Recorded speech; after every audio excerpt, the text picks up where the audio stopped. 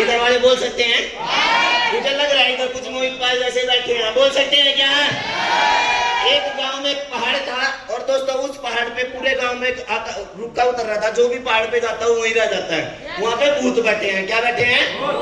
वहाँ पे भूत बैठे हैं। जब भी कोई जाने की कोशिश करता चले जाते पर वो वहां से नीचे नहीं आते थे। बता दें क्या उस कहानी के बारे में?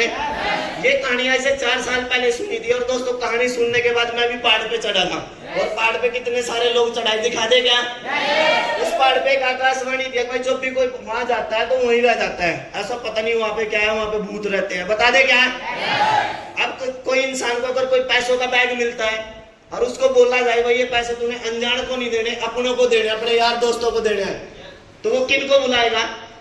जो उसके खास होंगे, यस या नो? जो उसके दिल के करीब होंगे, यस या नो? तो दोस्तों मैंने भी डिसीजन लिया से 4 साल पहले 2019 में लॉकडाउन से कुछ दिन पहले डीटीएम मेरे पास आई और मैंने डीटीएम को ज्वाइन किया। उसके बाद लॉकडाउन लगा। लॉकडाउन के बाद मैं मास्टर जी के पास दोबारा बैठा, सिस्टम को समझा अच्छे से डीटीएम है क्या, समझने के बाद प्लान करना शुरू किया। और दोस्तों जब प्लान देना शुरू किया, जब मैं गाँव में था और मैंने पहाड़ी पे जाने का डिसीजन लिया, यस या नो? पहला लेवल कितने रुपए का आता है? 1200 रुपए का। 14वां लेवल 75 लाख रुपए। लेना चाहते हैं क्या?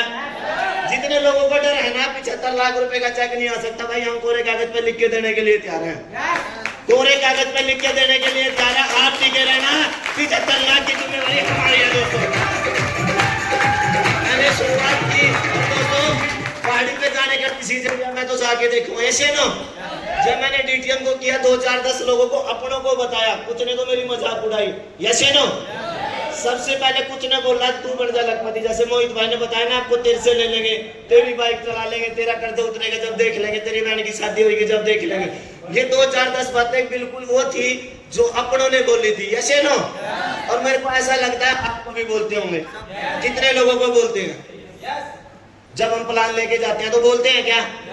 भाई जिनको बोलते नहीं इसका मतलब है उनकी फाइल भी साइड में रखी है और उनका बैग भी साइड में रखा है, यस या नो? गलत तो नहीं कह रहे? बोलते उन्हीं लोगों को है जो फील्ड में काम करते हैं, यस या नो? और मैं तो माता रानी से कहता हूँ माता रानी तो बुलवाती रहे और हम कामयाब होते रहेंगे।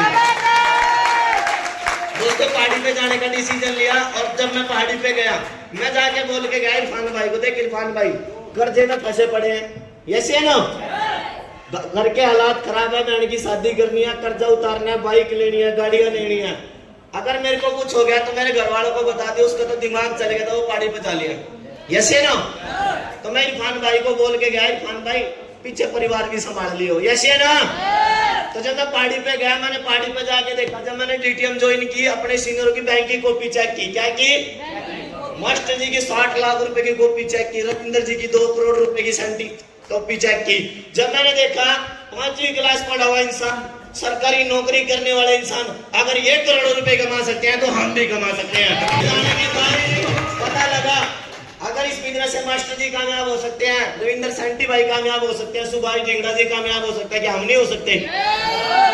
ऐसी उनके अंदर कोई अलग बात नहीं थी, उनके भी 2 हाथ थे, उनके भी 2 पैर थे, सब कुछ हमारे की तरह था, बस उनकी सोच बड़ी थी, यस या नो? तो अपनी सोच को बड़ा किया, पहाड़ पे गए, वहाँ हीरे जवाहरात चाहे देखे ना, जब सीनियरों के पता लगा जिस काम में हम पहले से कर रहे हैं वहाँ पे सिर्फ कोई लोग हमें 500-700 रुपए के बारे में बताते हैं जिनके बीच में हम कर रहे हैं, यस या नो?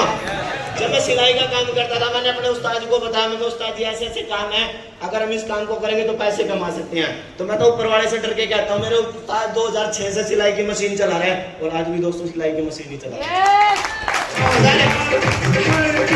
उस दिन मेरे साथ आ जाते तो करीब आज उनकी भी 10,000 लोगों की टीम होती। उन्होंने मेरे को एक बात बोली थी, ये कंपनियां नहीं चला करती, यस या नो? इन कंपनियों में पैसा देने के बाद पैसा नहीं आता। और सीनियरों ने बताया कंपनियां चलती है, पैसा लगाने के बाद काम करना पड़ता है, यस या नो?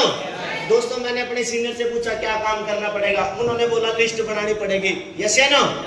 अपनी जानकारी की लिस्ट बनाई और अपने सीनियर से बैठ के प्रॉपर सारी चीज की लिस्ट बनवाने के बाद अपनी जानकारी की लिस्ट के बाद सपनों की लिस्ट बनवाई, क्योंकि मेरे सपने थे, जैसे इरफान भाई ने लिखवा रखे ना, एक बार जोरदार ताली इरफान भाई के लिए।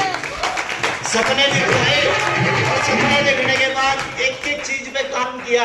सबसे पहले जो 3.5 लाख रुपए का कर्जा था ना, तो जीने देता था और ना मरने देता था, यस या नो? क्योंकि डर रहता था अगर किसी दिन मेरे को कुछ हो गया, कौन मेरी बहन की शादी करेगा, कौन मेरा 3.5 लाख रुपए का कर्जा उतारेगा, कौन मेरी जरूरतें पूरी करेगा। दोस्तों उस डर ने डीटीएम में कामयाब करा दिया, क्योंकि डर एक ऐसा था पहले दिन पता लगा अगर मैं एक टीम बना लेता हूँ और मेरे को कुछ हो जाता है, मेरे जाने के बाद भी वो टीम काम करेगी। ऐसे नो आज मैं आप सबसे एक सवाल कर लूं क्या? आपने अब तक सबको सुना, ऐसा कोई इंसान लगा जैसे इरफान भाई बोले, मोहित भाई बोल के गए, कांता आंटी बोली, गीता दीदी, राजवाल, इन्होंने सबने बोला, अगर आज ऊपर वाला मेरे को आज उठा ले, क्या डीटीएम छोड़ देंगे? आपको क्या लगता है छोड़ देंगे? ये किसके लिए काम कर रहे हैं? अपने लिए। किसके लिए कर रहे हैं? करिश्मा दीदी किसके लिए कर रहे हैं? अपने लिए। ये सब अपने लिए काम कर रहे हैं। और सिस्टम ऐसा है दोस्तों, अगर मेरे को कुछ हो जाता है, ये काम अपने लिए करेंगे, मेरे खाते में फिर भी पैसे आएंगे। लेने के बाद दो बात समझ में आई थी, हर घर में बीमारी है और हर घर में बेरोजगारी है या नहीं है? है या नहीं है? हर घर में बीमारी और हर घर में बेरोजगारी। एलोवेरा जूस लिया, उन लोगों को ढूंढा जो बीमार थे, क्या थे? जो दवाइयां ले लेके परेशान थे, उनको बोला भाई 6300 लगा, 2 महीने हमारे प्रोडक्ट पिए, अगर फायदा ना हुआ उसकी जिम्मेवारी हमारी है। प्रॉपर तरीके से पैकेज पिलाया और 2 महीने के बाद जब उसको आराम होना शुरू होता, उसको बोला चल भाई जब तेरे को आराम अपने उन जानकारों से मिलवा तो तेरी जानकारी में बीमार है। ऐसे ना हम क्या सोचते हैं, बस धक्का कर ले भाई, जो कोई बीमार मिलेगा, कोई बेरोजगार मिलेगा। मेरे को यही पता लगा, मैंने अपनी रिश्तेदारी में, अपनी जानकारी में जबरदस्ती ज्वाइन कराई। हेलो जबरदस्ती बोला, इतनी सुनीता दीदी ये बोला, मेरे पे विश्वास नहीं क्या? हम डरते आए, इसके 6300 लगवा तो ना चला, ना कुछ होया, ना इसके पैसे आए। भाई 6300 लगवाओ, 100% होएगा।